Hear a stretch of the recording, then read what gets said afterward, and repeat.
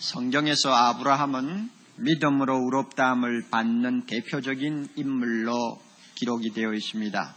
다른 말로 말하면 모든 믿는 사람의 조상이 된다는 말입니다. 그런 의미에서 아브라함의 믿음은 자연히 표준적인 믿음이 될 수밖에 없고 이상적인 믿음으로 우리 앞에 부각될 수밖에 없습니다. 오늘 본문을 통해서 하나님은 우리 모두에게 이렇게 말씀하십니다. 네가 의롭다함을 받기를 원하느냐? 아브라함의 믿음을 가져라. 네가 구원받기를 원하느냐? 아브라함의 믿음을 가져라. 그러면 아브라함 믿음이 무엇입니까? 오늘 기록된 하나님의 말씀에서 설명하고 있습니다. 아브라함의 믿음은 대단히 그 의미가 풍성하고 또 깊습니다. 그래서 우리가 믿음이라는 문제를 다룰 때마다 이 본문을 한번 검토하지 않는 예가 거의 없습니다. 그만큼 유명합니다. 그러나 이 시간 꼭 명심해야 할 것은 이 본문이 우리에게 가르쳐주는 1차적인 메시지가 무엇이냐? 그것은 세상을 살아가는 데 필요한 믿음을 가르치는 것이냐? 그럴 수도 있죠. 그러나 그것은 어디까지나 2차적인 것이고 1차적인 메시지는 구원받는 믿음이 어떤 믿음이어야 하는가를 가르치는 것입니다. 의롭다함을 받는 것이 어떤 믿음인가를 가르쳐주는 것입니다. 3부 예배에서는 예수를 처음 믿고 나오신 분들도 꽤 되고 아직 성경의 용어에 대해서 좀 익숙하지 못하신 분들이 많아서 좀 혼란을 겪을지 모릅니다. 어떤 때는 옥 목사가 구원받기 위한 믿음이라고 하다가 어떤 때는 의롭게 됨을 받기 위해서 필요한 믿음이라고 하고 말이 왔다 갔다 하는데 무엇이 구원이고 무엇이 의롭다함을 받는 것이냐 여러분이 혼란을 느낄지 모릅니다. 똑같은 이야기예요. 구원받기를 원합니까? 하나님 앞에 의인이 되어야 됩니다. 의인이 되기를 원합니까? 그렇다면 구원받아요. 똑같은 말이니까 혼돈하지 마세요. 그리고 믿음이라고 했다가 신앙이라고 했다가 말이 왔다 갔다 저러나 이러지 마시기를 바랍니다. 하나는 한문이고 하나는 한글입니다. 그래서 아브라함의 믿음은 예수 믿고 구원받기 위해서 필요한 절대적인 요건임을 우리에게 가르쳐 줍니다. 그래서 내가 구원받기 원하면 아브라함 믿음을 받아야 돼요. 그대로 그 믿음을 우리가 소유해야 됩니다. 이 사실을 23절, 24절이 잘 이야기하고 있습니다. 저에게 의로 여기셨다 기록된 것은 22절부터 봅시다. 그러므로 이것을 저에게 의로 여기셨느니라 할 때 이것을 하는 것이 무엇입니까? 아브라함의 믿음을 말합니다. 이 아브라함의 믿음으로 인해서 하나님께서 아브라함을 의인이라고 해주셨다는 말입니다. 그렇다면 이것은 아브라함에게만 해당하는 것입니까? 아니다 그거예요. 23절. 저희에게 의로 여기셨다 기록된 것은 아브라함만 위한 것이 아니요. 24절. 의로 여기심을 받을 우리도 위함이니. 그러니까 아브라함의 믿음은 우리 믿음이어야 합니다. 우리가 구원받기 위해서는 아브라함의 믿음을 가져야 합니다. 이것을 오늘 먼저 꼭 명심해 두시기를 바랍니다. 가끔 이 구원받는 믿음 혹은 구원신앙은 혼란을 일으키는 경우가 있어요. 설교를 듣다 보면 어떤 목사는 믿기만 하면 됩니다. 다른 거 필요 없습니다. 오직 믿기만 하세요 하고 가르칩니다. 그래서 예수가 나의 구주 되시는 것을 믿기만 하면 되는구나 하고 생각하는데 또 어떤 목사는 강단에서 단순히 믿는 것 가지고 안 돼요. 입으로 고백하는 것만 가지고는 충분하지 못합니다. 여러분이 변화가 있어야 합니다. 여러분의 생애에 순종이 따라야 합니다 하고 가르칩니다. 그러면 우리가 이런 이야기를 들으면 왔다 갔다 하게 됩니다. 참 어떤 때는 믿기만 하면 된다 해놓고는 어떤 때는 또 순종하고 헌신해야 된다고 그러고 무엇이 옳은 말이냐 이렇게 생각할 수 있습니다. 이것은 우리가 당연히 한번 부딪혀야 될 문제거리입니다. 최근 2-3년 동안 복음주의 진영에 속한 성경학자들 가운데서 열띤 논쟁이 일어나고 있습니다. 그것이 뭐냐 하면은 바로 제가 말씀드린 이 문제입니다. 어떤 목사님은 믿음은 단순하다. 그러므로 이것저것 붙이지 말라. 이렇게 가르칩니다. 그런데 또 다른 목사는 그런 믿음 가지고는 구원 못 얻는다 하고 가르칩니다. 대표적인 예를 든다면은 제인 핫지스라고 하는 달라스 신학교 교수는 요한복음 6장 47절의 말씀을 인용하면서 거기 뭐라고 했나요?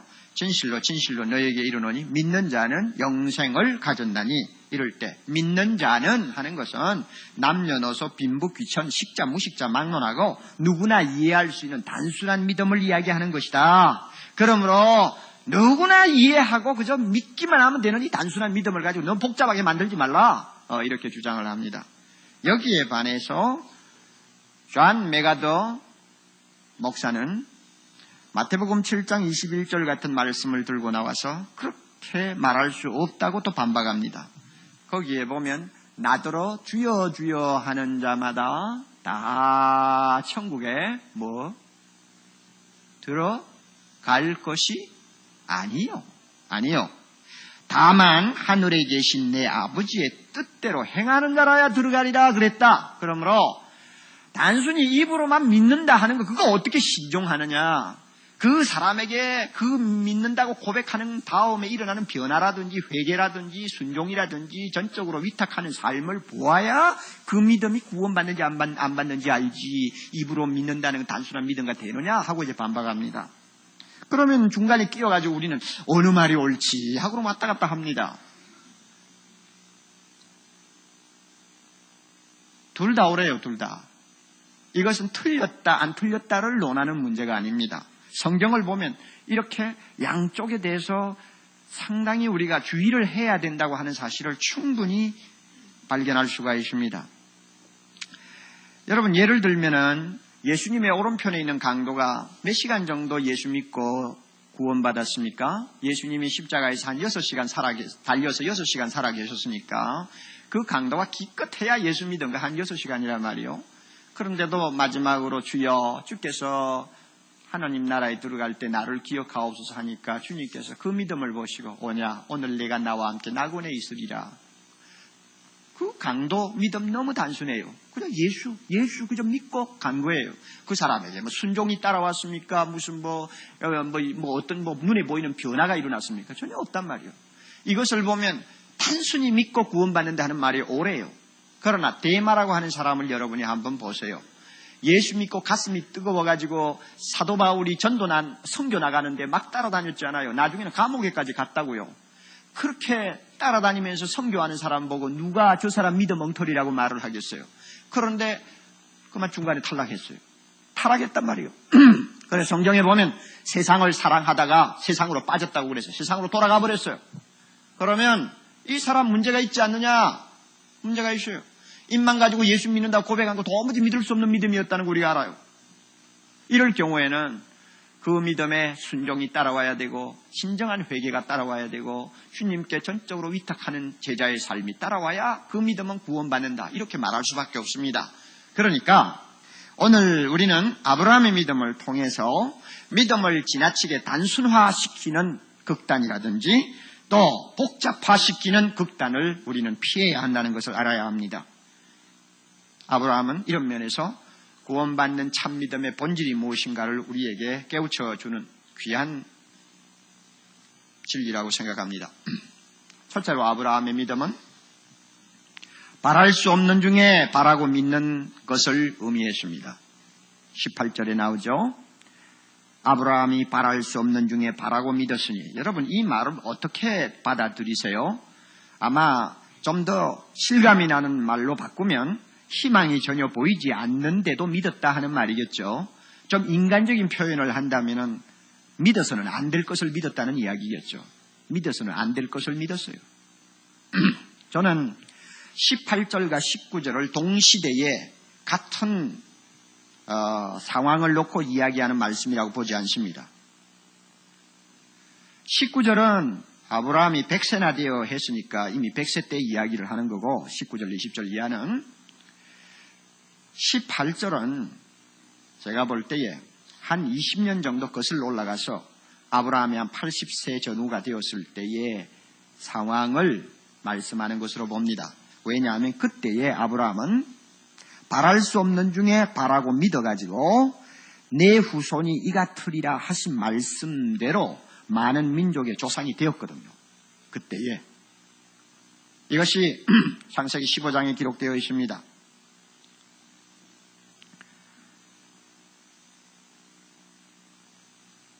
이때는 아브라함 나이가 80 전후였습니다마는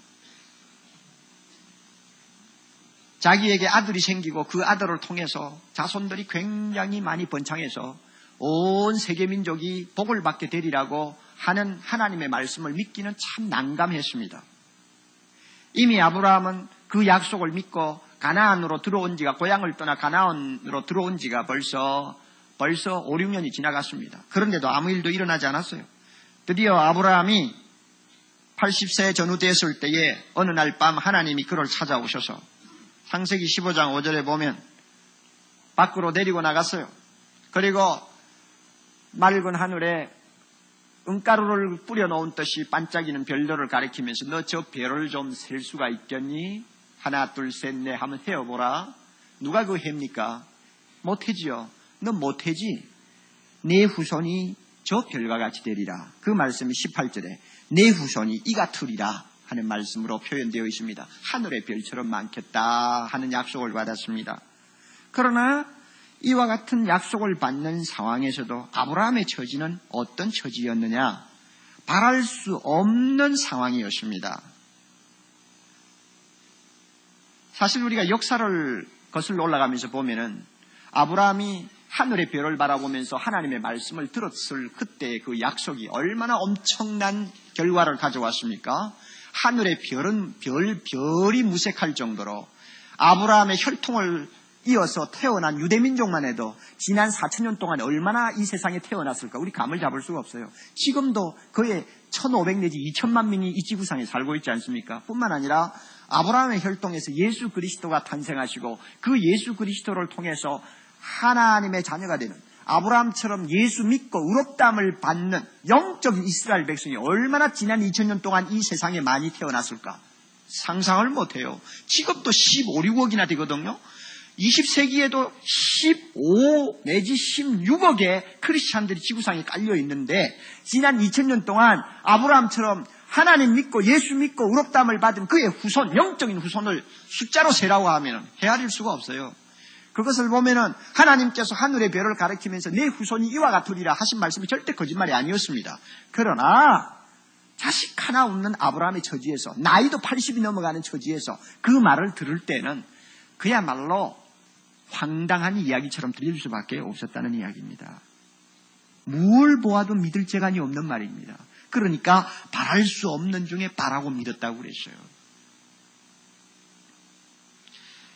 이렇게 믿을 수 없는 상황임에도 불구하고 믿은 이 믿음을 일컬어서 저는 그럼에도 불구하고의 믿음이라고 그럽니다. 하나님이 이 믿음을 귀하게 보셨어요. 믿을 근덕지가 있어서 믿었단 별거 아니에요. 그런데 믿을 근덕지가 전혀 없음에도 불구하고 하나님의 말씀이 그러니까 믿었단 말입니다. 이 믿음이 너무 귀해서 하나님의 눈에는 아브라함의 죄나 허물은 전혀 보이지 않았습니다. 그래서 아브라함을 무조건 의롭다고 인정해버린 것입니다. 아브라함이 어떻게 그처럼 기막히게 믿을 수 있었겠어요? 이유가 있었어요. 그는 하나님을 다른 사람보다도 특별하게 알고 있었습니다. 17절 보세요. 어떤 하나님을 그가 알고 있었습니까? 중간에 그의 믿음 바 하나님은 다같이 죽은 자를 살리시며 없는 것을 있는 것 같이 부르시는 하나님이시다. 놀라운 하나님이시죠. 죽어도 살린다. 무에서 유를 창조하시는 전능하신 하나님, 절대 주권자이신 하나님, 한 번 말씀하시면은 거짓을 말씀하지 않고 반드시 지키시는 신실하신 하나님으로 알았기 때문에 자기 처지에서 볼 때는 바랄 수 없는 허황한 이야기처럼 들려도 무조건 믿었다는 이야기입니다. 어떤 증명거리를 요구하지 않고 믿었다는 것입니다. 하나님이 말씀하셨으니까 그것으로 믿기에 충분한 조건이 되었다는 말입니다. 이것이 바랄 수 없는 중에 믿는 믿음입니다. 자, 아브라함이 이렇게 해서 의롭다함을 받았어요. 그렇다면 우리는 어떻습니까? 우리가 구원받기 위해서 필요한 믿음은 어떤 믿음이어야 합니까? 저도 곰곰이 생각을 해보았는데 아브라함의 경우나 전혀 다름이 없다고 생각합니다. 우리도 역시 바랄 수 없는 중에 바라고 믿어야 합니다. 무슨 이야기인가? 여러분 솔직히 한번 이야기해 봅시다. 우리가 믿는 대상이 누굽니까? 하나님, 예수님. 우리가 믿는 내용이 무엇입니까? 예수 믿으면 죄 사함 받고 하나님 나라에 들어간다는 것 아닙니까? 그리고 하나님 자녀 된다는 거 아니에요? 어느 것 하나 다 하나하나 코치코치 한번 살펴보시고 논리적으로 한번 정리를 해보시고 그 다음에 자 이것이 믿을만한가 하고 한번 여러분이 어떤 증거를 찾아보세요. 뭐가 손에 잡히는 것이 있나? 아무것도 없어요. 하나님 본 일이 있어요? 예수님 본 일이 있어요? 예수님이 십자가에 못 박힌 거 여러분이 옆에서 현장에서 있었나요? 그가 부활하신 것을 여러분이 눈으로 목격했나요? 전혀 아무것도 없어요. 우리가 믿는 거 그렇게 단순한 거 아니에요. 하나님 하지만은 이 자리에 계시는 하나님 우리가 눈으로 보나요? 손으로 만지나요? 아무것도 없어요. 그런데도 믿어야 구원받는단 말이에요. 그러니까 그 믿음이 인간 편에서 볼 때는 바랄 수 없는, 믿을 수 없는 걸 믿는 거예요. 한마디로 이야기해서. 그게 우리 믿음입니다. 그래서 히브리서 11장 19절 저자는 그렇게 말씀했죠. 11장 1절 뭐라고 말했나요? 믿음은 바라는 것들이 뭐요? 실상이요. 보지 못하는 것들의 증거는 이 말을 합해서 이야기할까요? 보지 못하는 것을 바라는 것이 믿음이란 말입니다. 그러면 보지 못하는 것을 어떻게 바랄 수가 있느냐? 그것이 있다고 어떻게 증명할 수 있느냐? 대답은 네가 믿는 거 보니까 증명하겠다 그 이야기입니다. 다른 거 아무것도 없어요. 내가 하나님이 계신다는 거 어떻게 믿느냐? 어떻게 아느냐? 내가 믿으니까 알지 않나? 이 말이에요. 이 본문이 결국 따지고 보면. 그러니까 우리 역시 바랄 수 없는 것을 바라는 믿음을 가져야만이 예수 믿을 수 있지. 어떤 기대를 걸 만한 증명거리가 있어서 믿는 것 아니라 그 말입니다. 여러분 24절로 넘어갑시다. 중간에 24절 중간에 곧 예수 우리 주를 죽은 자 가운데서 살리신 이를 믿는 자니라. 우리도 믿어야 되는데 무엇을 믿어야 되느냐? 예수님을 죽음에서 일으키신 하나님을 믿어야 된단 말입니다. 그러면 자 예수도 믿어야 되죠. 예수가 죽었다는 것도 믿어야 되죠. 예수가 살았다는 것도 믿어야 되죠. 그 예수님이 살아나실 수 있는 것은 하나님이 살렸다는 것도 믿어야 되죠. 다 믿어야 된단 말이에요. 그런데 우리가 무슨 재주로 믿습니까? 더욱 25절로 봅니다. 예수는 다 같이 우리 범죄함을 위하여 내어줌이 되고 또한 우리를 의롭다 하심을 위하여 살아나셨느니라. 여러분이 예수님이 십자가에서 죽었다는 사실을 긍정할 수는 있을지 모릅니다만 그 죽음이 바로 나 죄 때문에 죽었다는 사실을 무슨 재주로 믿어요? 그가 부활했다는 사실을 우리가 그저 받아들일 수 있을지 모릅니다. 그러나 그가 부활하심으로 내가 의롭다함을 받았다는 사실을 무슨 재주로 여러분이 확인할 수 있습니까? 더욱이 온 세상에 있는 사람들이 다 죄인이요. 하나님 앞에 심판을 받을 수밖에 없는 저주의 대상들입니다. 그런데 아무것도 무엇인가 들고 나갈 만한 공로 없이 오직 예수 믿는다는 것 때문에 우리가 의롭다함을 받는다고 우리는 배웠는데 여러분 그것을 어떻게 믿을 수 있습니까? 황당한 이야기처럼 안 들려요? 이런 의미에서 우리가 구원받기 위해서 믿는 대상이나 우리가 구원받기 위해서 받아들여야 되는 복음 내용 자체는 인간 편에서 볼 때 바랄 수 없는 것을 바라는 것과 다름이 없습니다. 우리가 이 사실을 알아야 돼요.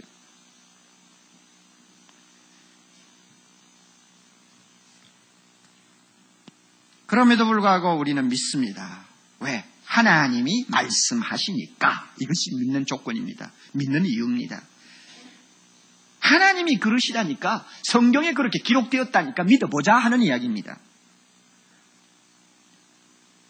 솔직히 저나 여러분이나 처음 예수 믿을 때 뭐 얼마나 알고 믿습니까 여러분? 하나님에 대해서 얼마나 알고 예수님에 대해서 얼마나 아나요? 복음에 대해서 얼마나 여러분이 알고 깨닫나요? 사실 뭐 퍼센테이지로 이야기를 하면은 우리가 처음 예수 믿을 때 알고 믿는 것은 전체 5%도 안 될 거예요. 그럼에도 믿는단 말입니다. 바랄 수 없는 일을 믿는단 말입니다. 보지 못한 것을 믿는단 말입니다. 이게 아브라함의 믿음입니다. 이게 진짜입니다. 믿고 나서 조금씩 알기 시작하는 것이 우리의 입장 아닙니까? 그러므로 믿음이라는 것은 그 믿음이 크든 적든 한마디로 기적입니다. 기적이요. 성경에 이 기적을 일컬어서 하나님의 은혜라고 합니다. 인간은 이런 기적을 스스로 일으킬 수가 없어요. 그러므로 믿습니까? 그것은 기적이요. 어떻게 기적이 일어났습니까? 죽은 자를 살리시는 하나님이 믿게 하셨으니까 믿은 거예요. 어떻게 믿게 됐습니까? 없는 것을 있는 것처럼 불러내시는 하나님의 능력이 나로 하여금 믿게 만든 것입니다. 믿습니까, 여러분? 이게 아브라함의 믿음이요, 우리의 믿음입니다. 엄청난 기적입니다. 따라서 여러분의 믿음이 비록 매우 나약해 보인다 할지라도 그 믿음을 가소평가하지 마세요. 내가 예수를 믿는 것이 확실한 이상 믿음이 작아도 그것은 기적입니다. 왜? 바랄 수 없는 것을 바라고 있으니까 기적이죠. 하나님이 믿게 하셔서 그거 지금 믿고 있는 거예요. 그러니까 내 믿음 적다고 여러분이 너무 무시한다더니 과소평가하시면 안 됩니다. 굉장한 것입니다. 비록 적은 믿음이라도 주신 하나님께 감사하십시오. 믿음이라는 게 큰 믿음 갖는 것이 얼마나 어려운가 주님이 말씀하셨잖아요. 너희들의 믿음이 아무리 크고 커도 겨자씨보다는 더 클 수 없다 그랬어요. 겨자씨보다 더 못 큰다. 여러분 겨자씨 보셨어요? 성지 순례를 하고 오신 분이 주워서 저는 보았는데 겨자씨가 얼마나 작은지 몰라요. 아마 지금처럼 돋보기를 써야 보는 입장 같으면 처음에 잘 안 보일지 몰라요. 그렇게 작아요. 우리의 믿음이 아무리 크다고 해도 겨자씨보다는 크지 못해요. 그러니까 내가 갖고 있는 이 작은 믿음, 눈에 보일까 말까 하는 이 믿음이라도 바랄 수 없는 것을 바라는 믿음이니까 이것이야말로 귀한 것이요, 기적이요, 하나님의 은혜다. 그러므로 이 믿음 고이 간직하는 것 중요합니다. 이 믿음 주신 하나님께 감사합시다. 얼마나 고마운지 몰라요. 다음으로 아브라함의 믿음은 20절의 내용을 그대로 인용합니다. 약속하신 그것을 또한 능히 이루실 줄을 확신하는 자리까지 발전하는 것을 의미했습니다. 짧게 말하면 확신하는 자리까지 발전하는 믿음이었다 그 말입니다. 구원받는 믿음은 반드시 성장합니다. 반드시 발전합니다. 아브라함은 이제 19절 넘어와서 나이가 100세가 되었습니다. 정확하게 말하면 99세입니다.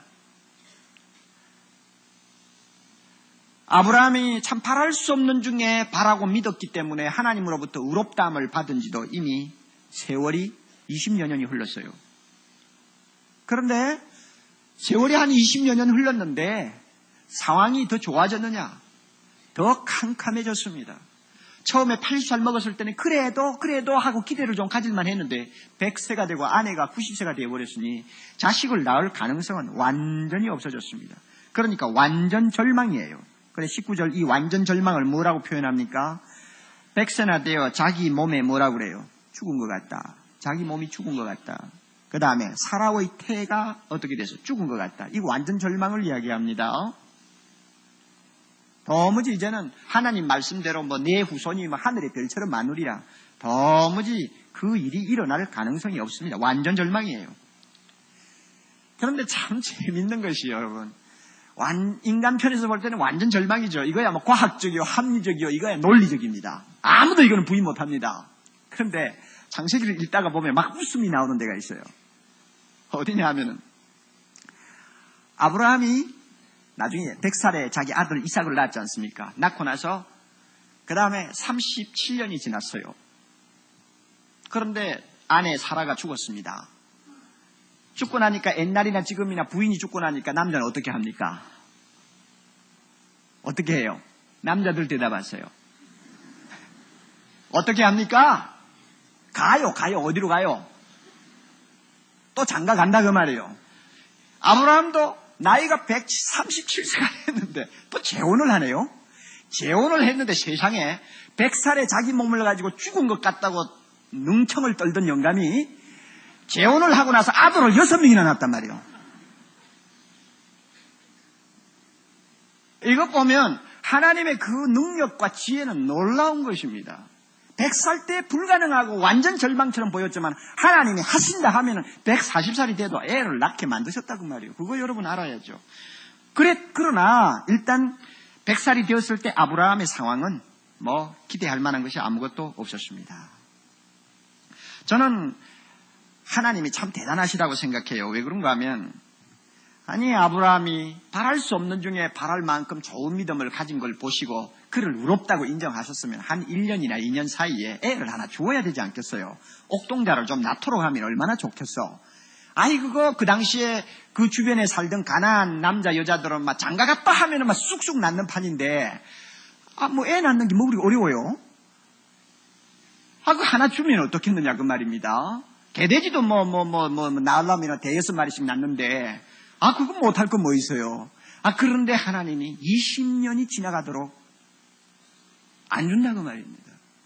참 이거 보면 어떤 면에서는 하나님을 이해하기가 어려워요. 그러나 우리가 다시 한번 영적으로 하나님께서 왜 그렇게 하셨을까 하는 것을 살펴보면 거기에 깊은 뜻이 있어요. 아브라함은 모든 믿는 사람들의 조상이 되어야 할 참 막중한 위치에 있었습니다. 그러므로 그의 믿음은 샘플이요, 그의 믿음은 하나의 그야말로 모든 사람들이 본받아야 될 귀감이 되어야 합니다. 이런 면에서 아브라함의 믿음은 완전한 믿음의 자리까지 가야 합니다. 불순한 것이 하나도 들어있지 않아야 됩니다. 철저한 믿음이어야 합니다. 철저한 믿음을 아브라함에게 갖도록 하려면 별 도리가 없어요. 기다리고 해서 인간이 좀 의지하고 인간이 좀 기댈 만한 것들은 전부 다 없애버리고 나중에는 그냥 두 손 들고 오직 믿습니다 하는 말밖에 못하도록 코너에 밀어붙인 거예요. 그렇게 안 하면 그 믿음은 순수한 믿음이 될 수가 없다고 하나님이 판단하신 것입니다. 그런 순수한 믿음을 갖도록 하는 데까지 얼마 걸렸느냐? 20년 내지 25년이 걸렸단 말입니다. 그런데 이와 같이 긴 세월 동안 기다리면서 그가 연단을 받았는데 그 연단을 받고 나서 그가 가진 믿음의 특징을 한번 보세요. 확신에 찬 믿음의 특징 19절 보면 끝에 있습니다. 죽은 것 같음을 알고도 믿음이 어떻게 약하여지지 아니했다. 굉장히 좋은 말씀이죠. 그 다음에 믿음이 없어가지고 하나님의 약속을 의심치 아니했습니다. 의심한다는 말은 마음이 갈린다는 말이고 흔들린다는 말입니다. 절대 그런 일이 없었다 그 말이에요. 오히려 믿음이 더 어떻게 됐나요? 견고해져서 할렐루야 하고 하나님을 찬송하고 영광 돌리는 자리까지 갔습니다. 이것이 바로 확신을 가진 자리까지 가는 믿음입니다. 아브라함이 이렇게 기가 막힌 자리로 그 믿음이 발전했습니다. 얼마나 대단합니까 여러분? 상황은 점점 절망이고 나중에는 완전 절망까지 갔는데 믿음은 오히려 반작용을 일으켜서 더 좋아졌다 그 말이에요. 더 좋아졌다. 상황을 보면 막 의심을 100번을 해도 괜찮은데 오히려 절대로 의심하지 않는 자리까지 갔으니 그 믿음이 얼마나 순수하고 아름답습니까? 진짜 믿음은 이런 것입니다. 우리가 이것을 알아야 합니다. 우리가 볼 때는 아브라함의 믿음이 참 완전 무결한 것처럼 보입니다. 물론 나중에는 그의 믿음이 참 완전 무결하다 할 정도로 좋아졌습니다. 그러나 그것이 하루아침에 된 것이 아닙니다. 우리가 그것을 알아야 됩니다. 아브라함이 의심하지 않았다고 하는데 진짜 의심하지 않은 줄 압니까? 아브라함이 약하지 않았다 했는데 진짜 약하지 않은 줄 압니까? 안 그래요. 창세기를 보면 그렇지 않아요. 한번 제가 증명을 하죠. 약하여지지 않았다고 했는데 아브라함은 약해진 때가 여러 번 있었어요. 그 중에 대표적인 예가 창세기 16장에 나오는 내용입니다. 하나님이 아브라함을 데리고 밤하늘을 가리키면서 네 자손이 하늘의 별처럼 이렇게 되리라 하고 나서 한 1년, 2년이 지났는데도 소식이 전혀 없어요. 없으니까 누가 안달이 납니까? 남자가 나겠어? 여자가 나겠어? 여자 쪽이 더 안달을 하는 거예요. 애만 못 나오면 여자 쪽이 더 안달하지 않습니까? 어느 날 저녁에 사라가 옆에 있는 영감 옷자락을 잡아 당기면서 여보, 물론 여보라고 안 했겠죠. 그러나 여보, 뭐든지 믿음이 좋아지는 것도 가장 가까운 사람의 영향을 받게 돼 있고 믿음이 약해지는 것도 가장 가까운 사람의 영향을 받게 되어 있습니다. 그날 밤에는 불행하게도 믿음이 아주 약해져 버린 자기 부인 때문에 아브라함이 영향을 받게 되었습니다. 그래서 그의 믿음도 같이 떨어져요. 여보, 하늘의 별처럼 많아진다는 말을 했는데 그게 뭐요? 1, 2년이 지나도 아무 일도 없지 않아요. 이러다가는 정말 집안에 씨가 마르겠어요. 좀 어떤 대책을 좀 세워봅시다. 멍청하게 있지 말고요. 누가 나오면 어때요? 당신 아이면 되지 않소? 그러니까 내 밑에 하녀가 있으니까 하갈이라는 하녀, 당신이 첩으로 좀 취해서 자식을 하나 낳읍시다.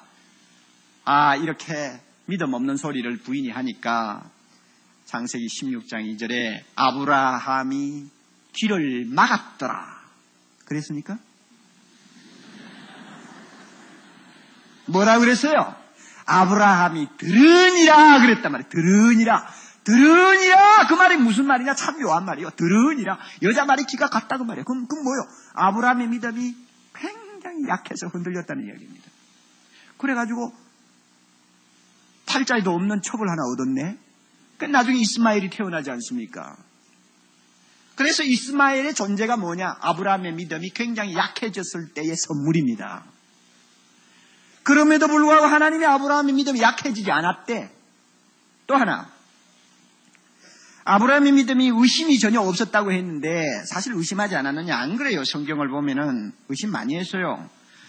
하나님께서 그를 데리고 밤하늘의 별을 가리키면서 말씀하시는 그 시간에도 의심하고 있었어요. 15장 2절 3절 보면 아브라함이 가로되 주 여호와여 내게 무엇을 내게 주시려나이까 나는 무자하오니 나의 상속자는 내가 키우니 다메섹 사람 엘리에셀이니이다. 아브라함이 또 가로되 주께서 내게 씨를 아니 주셨으니 내 집에서 길리운 자 엘리에셀이 나의 후사가 되겠나이다. 그랬습니다. 하나님의 말씀을 그대로 받아들이기가 굉장히 어려웠어요. 17장 17절 18절에 보면 아브라함이 100세가 되었을 때입니다. 하나님이 와서 너 이제 아들을 낳으리라 하니까 엎드려 웃으면서 심중에 이를 때 100세 된 사람이 어찌 자식을 낳을까? 사라는 90세니 어찌 생산하리요? 하고는 아브라함이 한마디 합니다. 하나님, 이스마엘, 믿음이 약해졌을 때 얻은 아들, 13살 먹는 아들 이스마엘이나 하나님 앞에 복을 받기를 원하고 살기를 원합니다. 그래서 그거 뭐요? 다 의심하는 거 아니에요? 그 다음에 18장 12절 사라가 이삭을 잉태하기 바로 직전인데 하나님이 내 아들을 낳으리라 이름을 이삭이라 하라 하니까 뭐라고 그랬어요? 사라가 속으로 웃고 이르되 내가 노쇠하였고 내 주인도 늙었으니 내게 어찌 낙이 있으리요. 이거 보세요. 줄줄이 의심하는 것입니다. 그러면 이렇게 의심을 많이 했던 아브라함과 사라의 믿음을 놓고 하나님의 약속을 의심치 않고 한 이 말씀은 과장이냐? 거짓말이냐? 우리가 이렇게 물을 수가 있습니다. 그런데 여러분, 이거는 과장도 아니고 거짓말도 아니에요. 이 말씀은 무슨 뜻인가 하면 20년 이상 되는 오랜 기다림의 과정을 통해서 수없이 약해지고 의심하는 시련을 당했지만 결국은 강한 믿음, 의심하지 않는 믿음으로 발전했다는 이야기입니다. 여러분 알겠어요? 네, 우리가 그렇게 받아들여야 돼요. 아브라함의 믿음은 전혀 의심하지 않았다. 거짓말이에요. 그러니까 20년 동안 연단을 받으면서 그 믿음이 성장해서 드디어 의심도 하지 않고 또 흔들리지도 아니하는 확신의 자리까지 도달했다는 것입니다. 이게 아브라함의 믿음입니다. 오늘 우리도 구원을 받기를 원합니까? 구원을 받기를 원하면 내 믿음이 이렇게 자라야 돼요. 확신의 자리까지 가야 합니다. 그렇지 않고 예수 처음 믿었을 때 그런 믿음, 그걸 가지고 20년, 30년 그냥 앉아서 그냥 문지르고 대면은 엉덩이만 아팠지 나중에는 구원도 못 받아요. 여러분 교회에 이렇게 나와서 1시간 반 동안 정말 설교를 듣고 예배를 드리고 갑니다마는 여러분의 믿음이 자라지 아니하면 한마디 말할 수 있어요. 믿음으로 구원 받습니다. 그러나 예수님의 오른편에 있는 강도처럼 금방 죽지 않는 이상은 그 믿음은 증거가 와야 돼요. 증거가 나타나야 돼요. 무슨 증거냐? 자라는 증거, 확신의 자리까지 올라가는 증거 있어야 돼요. 그러면 이와 같은 발전을 하려면 여러 가지 시련을 통해서 가능합니다. 아브라함처럼. 꼭 기억하세요. 믿음이 좋으면 약해지지 않는다. 거짓말입니다. 믿음이 좋으면 의심하지 않는다. 거짓말입니다. 그것은 마귀의 이야기요. 마귀는 자꾸 우리를 그런 식으로 유혹합니다. 그래서 조금만 약해지면 너 틀렸어 하고 마귀는 우리를 그냥 발로 걷어찹니다. 여러분 꼭 기억하세요. 의심하는 거하고 믿는 거하고는 별개의 문제입니다. 의심하니까 믿음이 없다고 말하면 안 됩니다. 믿음이라는 것은 의심에서 100% 해방된 것을 의미하는 것 아닙니다. 이런 의미에서 로이드 존스의 말이 맞아요. 그는 이렇게 말했습니다. 어느 의미에서는 자기의 의심을 극복하고, 의심이 자꾸 생기는데 극복하고 그 의심에 대해서 자꾸 대답하게 하는 것이 믿음이다. 옳은 말입니다. 그래서 여기에서 진짜 믿음과 가짜 믿음이 구별이 돼요. 똑같은 햇살을 받아도 지늙은 그 햇살 아래에서 굳어지고 왁스는 녹아내립니다. 똑같은 믿음이지만은 의심이나 약해지는 여러 가지 시련을 당하는 과정에서 진짜 믿음은 점점 더 강해지고 확신의 자리로 발전하지만 가짜 믿음은 왁스처럼 녹아내립니다.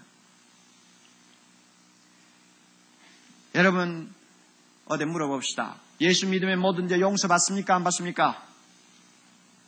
자, 대답하십시오. 대답 안 하면 내가 오늘 설교 안 끝내요. 자, 용서받았습니까? 안 받았습니까? 할렐루야. 자, 그러면 또 하나 물읍시다. 여러분, 내가 뭐든지 용서받았다는 거 한 번도 의심하지 않죠? 아멘. 제가 언젠가 이야기했어요.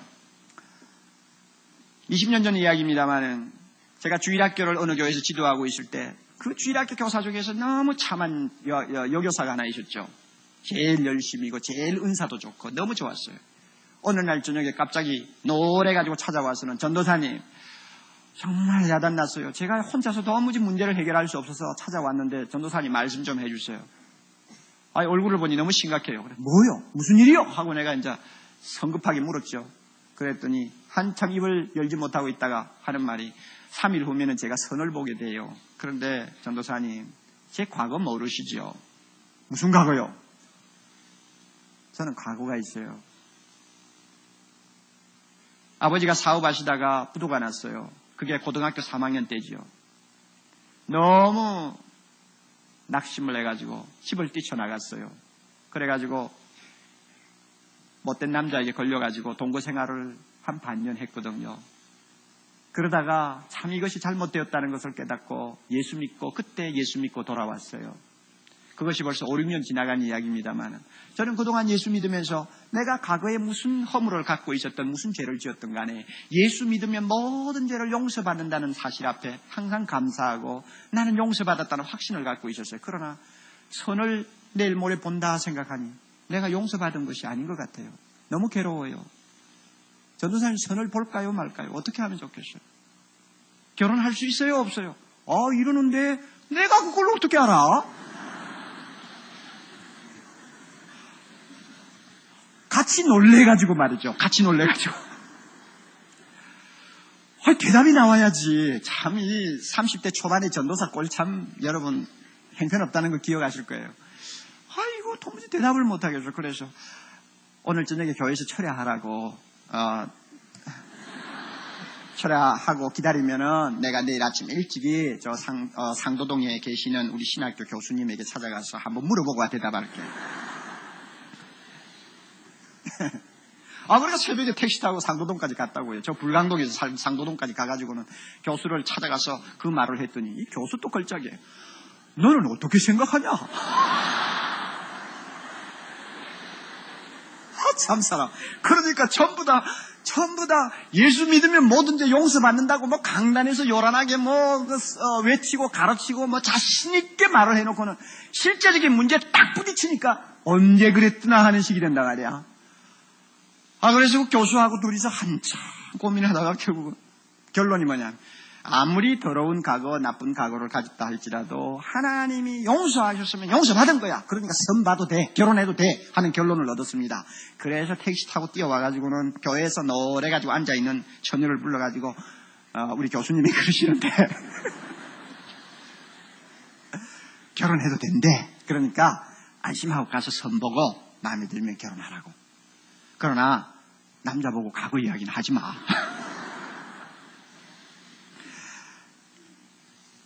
그 부인 잘 삽니다 지금도. 그런데 여러분 뭘 의미하느냐. 용서받았다, 아멘, 감사합니다 해놓고는 또 의심한다 그 말이에요. 그럼 이 의심이 잘못된 거냐? 아닙니다. 의심이 반드시 생길 수 있게 돼 있어요. 너무 엄청난 사실이니까. 아무것도 한 것도 없는데 용서받았다니까 너무 엄청난 일아니요. 그러니까 의심이 들어옵니다. 그러나 분명히 알아두세요. 이 의심이 무엇을 우리에게 가져다 주느냐. 이 의심을 통해서 우리 믿음이 자란다 그 말이에요. 자라요. 의심과 싸우다가 보면 나중에는 의심하지 않는 자리까지 가는 것입니다. 믿습니까 여러분? 끝으로 제가 한 가지 간단히 정리합니다. 그러면 아브라함이 이렇게 약해지는 시련도 많았고 의심하는 고통도 많았으면서도 어떻게 나중에 그처럼 아름다운 믿음의 자리까지 갈 수 있었느냐? 자기가 무슨 능력이 있었느냐? 아니면 자기가 막 악을 쓰고 노력해서 그러느냐? 그렇지 않습니다. 아브라함의 생애를 보면요, 아브라함이 의심하고 괴로워할 때마다 누가 찾아왔는지 압니까? 누가 찾아왔어요? 하나님이 찾아오셨어요. 아브라함의 믿음이 땅바닥에까지 떨어질 때 하나님이 꼭 찾아오세요. 그래가지고는 아브라함에게 다시 내 자손이 저렇게 많으리라 하는 것을 확인시켜 주시고, 또 아브라함과 사라에게 용기를 주시고 힘을 주시는 것을 봅니다. 그리고 아브라함이 의심하고 약해지는 것을 나무란 일이 전혀 없습니다. 나무라지를 않으세요. 이것 보면 우리가 의심하지 않고 그 다음에 확고한 믿음의 자리까지 가는 데는 우리를 도와주시는 하나님의 은혜가 따라오지 아니하면 불가능합니다. 그래서 여러분 성경 보세요. 그 20절 중간에 보면 의심치 않고 그 다음에 믿음에 그 다음에 뭐라고 그랬습니까? 견고하여져서, 이 말이 능동형이 아니고 수동형입니다. 내가 견고한 것이 아니고 견고해지도록 도움을 받았다 그 말입니다. 그 다음에 또 하나 있어요. 21절 끝에 가서 보세요. 능히 이루실 줄을 뭐 했다고? 확신하였다. 여기는 능동으로 표현됐습니다만은 원래 원문은 확신을 갖게 되었다 하는 수동형입니다. 그러니까 아브라함의 믿음이 견고해지고 확신을 갖는 자리까지 갈 수 있었던 것은 자기 힘이 아니고 하나님의 도우심이 뒤에 항상 따라다녔다는 것을 우리에게 가르쳐 줍니다. 그러므로 사랑하는 형제자매 여러분, 내 믿음을 내가 키울 수가 없습니다. 여러분 아무리 무슨 말을 해도 내 믿음을 내가 못 키웁니다. 믿습니다 하다가 여러분 아무리 자기 설득을 해보세요. 자기 믿음이 자라나. 부흥회 같은 데 가면은 믿습니다 하다가 나중에 무슨 소리가 나올지 모르는데, 자기가 아무리 자기를 설득하고 자기를 추스려도요, 내 믿음을 내가 어떻게 하지 못합니다. 계속 의심이 오는데요, 계속 흔들리는데요, 그때마다 하나님이 도와주심을 믿으시기 바랍니다. 그러므로 우리는 저 천국문에 들어가는 순간까지 바랄 수 없는 것을 바라는 믿음을 가져야 되고, 그 다음에 그 믿음을 끝까지 유지하면서 나중에는 확신의 자리까지 가려면 수많은 의심의 파도를 넘어야 되고 약해지는 항해를 계속해야 합니다. 우리는 이 사실을 꼭 염두에 두고 신앙생활해야 합니다. 그래야 약해질 때 쓰러지지 않습니다. 의심이 날 때 주저앉지 않습니다. 우리가 아브라함의 믿음처럼 확신의 자리까지 가려면 시시때때로 말씀 앞에 앉아서 아브라함처럼 하나님을 만나야 합니다. 시시때때로 무릎 꿇고 하나님의 도움을 받아야 합니다. 그럴 때에 우리 믿음이 아브라함처럼 확신의 자리까지 이르게 됩니다. 그 믿음 보시고 너는 의심하지 않았어, 너는 약해지지 않았어 하고 하나님께서 결론을 내립니다. 소자야 내 믿음이 크도다 하는 너무나 엄청난 칭찬을 우리에게 주실 것입니다. 이 믿음 가지고 우리가 구원받는 것입니다. 여러분에게 이 믿음 하나님이 주시기를 바랍니다. 이 믿음을 통해서 우리 모두 한 사람도 빠지지 않고 저 하나님 나라에 예수님의 의의 옷을 입고 당당하게 걸어 들어가는 축복을 누릴 수 있기를 바랍니다. 찬송가 하나 우리가 보면 399장 보면 그 믿음에 대해서 참 귀한 간증을 하는 찬송가가 나옵니다. 주의 약속하신 말씀 위에서 영원토록 주를 찬송하리라. 주의 약속하신 말씀 위에서 세상 염려 내게 엄습할 때에 말씀으로 힘써 싸워 이기리. 주의 약속하신 말씀 위에서 영원하신 주의 사랑 힘입고 성령으로 힘써 싸워 이기며, 주의 약속하신 말씀 위에서 성령 인도하는 대로 행하며 주님의 품에 항상 안식 얻으리. 약속 믿고 굳게 서리라. 약속 믿고 하나님의 말씀 위에 굳게 서리라. 이게 우리의 믿음이요 아브라함의 믿음입니다. 사랑의 교회 다니셔도 아직도 믿음이 좀 자라지 않는 분들, 이제 금년 다 지나갑니다. 아브라함처럼 나도 좀 믿음 가지고 한번 승리해보자 하는 결심과 각오 가지고 이제 남은 금년 마무리 잘하시기를 바랍니다. 오늘 저녁이라도 예수님 오시면 여러분 믿음 흐릿해가지고 곤란합니다. 곤란해요. 의심을 해도 좋은 믿음이 있고 의심을 안 하는데 형편없는 믿음이 있습니다. 아브라함처럼 승리할 수 있기를 바랍니다. 다 같이 머리 숙이십시다. 자비로우신 하나님 아버지, 우리의 믿음의 조상되는 아브라함을 통해서 우리의 구원받는 믿음이 어떠해야 하는가를 이 시간 가르쳐 주신 것을 감사합니다. 바랄 수 없는 중에 바라는 믿음 우리에게 다시 한번 확인시켜 주옵소서. 확신의 자리까지 발전하는 믿음을 우리에게 허락하옵소서. 세상을 살다 보면 주여 의심할 때도 많이 있습니다. 약해져서 내 스스로 나 자신을 추스려 일으키지 못할 때가 많이 있습니다. 그럴 때마다 아브라함을 찾아오셨던 주님, 우리를 찾아와 주옵소서. 아브라함에게 말씀을 통해 다시 한번 새 힘을 주시던 하나님 아버지여, 우리에게 말씀을 펴서 하나님의 약속의 말씀을 확인할 수 있는 은혜를 허락하옵소서. 그래서 그 말씀 굳게 붙들고 이 마지막 세대에 우리가 하나님 나라 문에 들어서는 그날까지 한 사람도 나고자 없이 승리하고 구원받는 위대한 역사가 나타날 수 있도록 우리 주님 축복해 주옵소서. 예수님 이름으로 기도하옵나이다.